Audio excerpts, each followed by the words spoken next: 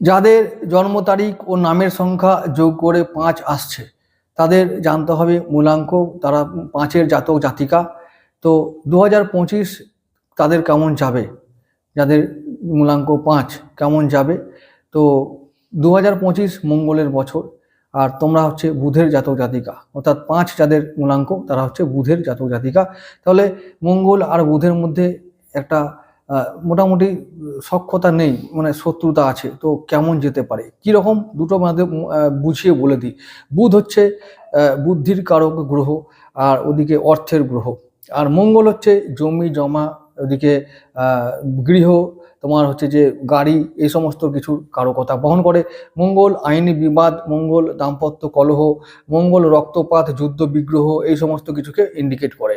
এখন বুধ হচ্ছে বুদ্ধি, অর্থ, টাকা পয়সা, ম্যানেজমেন্ট, তোমার হচ্ছে যে রিসার্চ,